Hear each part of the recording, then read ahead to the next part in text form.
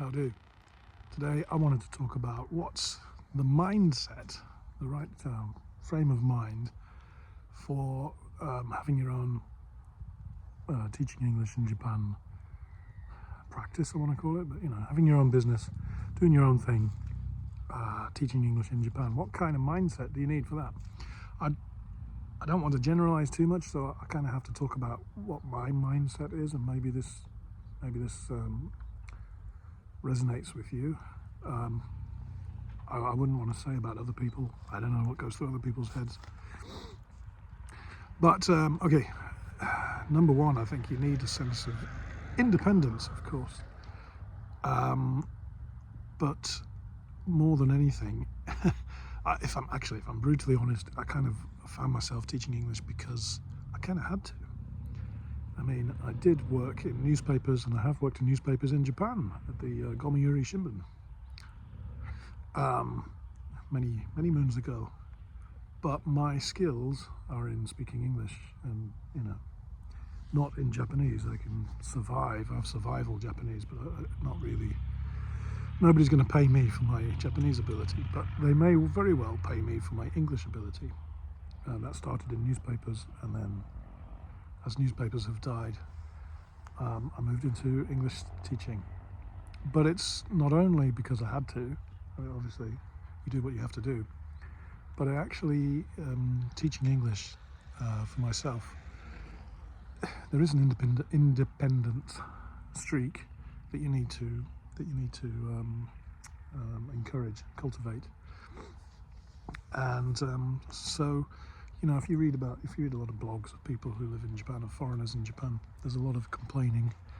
Well, there's a lot of complaining in every kind of blog, isn't there? But particularly about fitting into Japanese culture and Japanese work culture, particularly, and their overtime and the low salaries and the blah blah blah blah blah.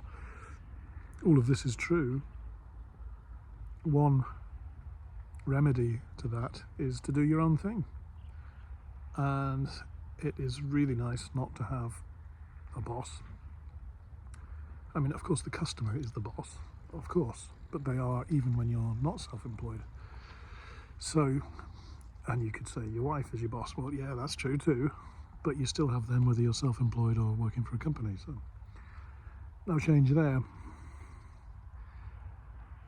But yeah, if you have an independent streak in you, if you think you can do it better than the way that you're being told at work, you probably can.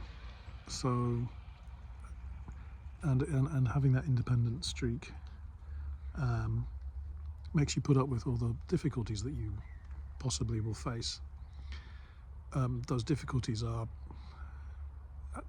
continuing when you don't feel like doing it, and the idea that you can't just offload stuff that you don't like. If you're working for a company, you can sort of get a promotion maybe, or move into a department where you like doing what you're doing. If you don't like sales, you could move into the engineering department or something. I don't know. You don't have those choices when you're running a small place. But even there, things have changed as I've got older, and as my wife has got older. We've changed what we do at work. My role has changed somewhat. Recently, 6 months ago, we hired a part-timer who helps me out, and that's been great, and it's forced me to improve what I do and to think about my role and to work out which bits I can offload to her, my assistant, to get more value for the students and to make my life easier, and to benefit her as well, so that she's learning something. These are all good things. So what did I get to? Independent streak. Previous videos, I think the one before last, I talked about how much money you can expect to make, or it's possible to make as a self-employed person. And partly it's how much you're willing to work, but you'll find that it's more than the average salary if you put in a reasonable amount of work. Of course, how long is a piece of string? It all depends. But for me, I'm earning definitely the national average or more, a little bit more, all things considered. There's a lot more work you have to do, but but I don't know, is there? I do a 30 plus hour week of contact time with students, but there's a lot of preparation and stuff that I really enjoy, like making the books and doing silly videos like this on my bike ride. So that helps. What else? You know, if you're motivated by rising up the greasy pole about, you know, having high status and stuff, I've done a video about that. I don't think this is the job for you if you care about status. If you care about doing the job, then yeah, because that's the thing. Your success is not guaranteed, of course, but your success depends to a large extent on how hard, how well you work, not necessarily how hard, how well you work. But that's true of any kind of job. The other thing is, you know, it means that, did I say this? You have quite a flexible lifestyle. I mean, I am working 5 days a week, sometimes 6 days a week, but it's quite flexible. I have most mornings off, and I teach from late afternoon into the evening. Some evenings I finish early, some evenings I work quite late. Friday evenings I'm working till 10 at night, but I don't start till 4. So, you know, I've got most of the day. Every day is slightly different schedule. So if you like that, if you are a normal human being who I would call normal human being, you know, if you enjoy a bit of variety, then this is a good job for you.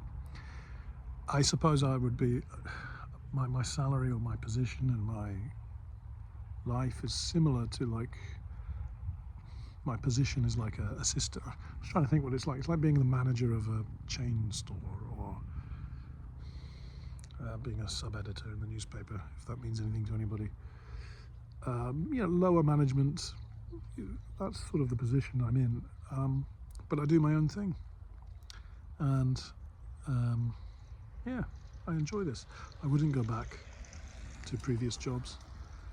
And as I get older, I think this job suits me fine. I can think of ways to reduce the workload and how much time I have to do work at it.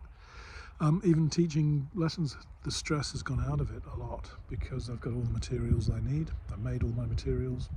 Now I'm perfecting my materials.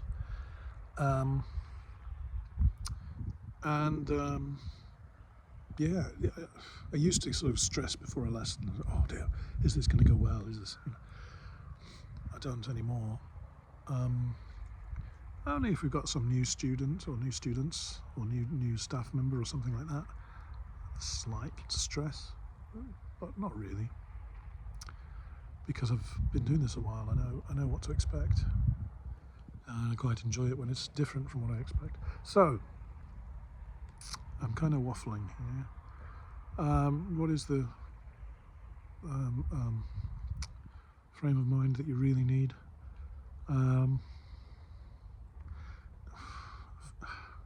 Whatever. I think this life suits people who you need a bit of empathy as well, empathy for the kids or your students. You can't go in there dictatorially and tell them this is how it is and this is English and I am the font of all wisdom. You got to play the game. But then that's true of anything. To be successful at anything, you need the same sorts of skills. People are people. Treat people well, do the best you can, and enjoy the process. If you can do that, you'll have a great life. And it's wonderful having no boss. Okay, I better get on with it. Cheerio.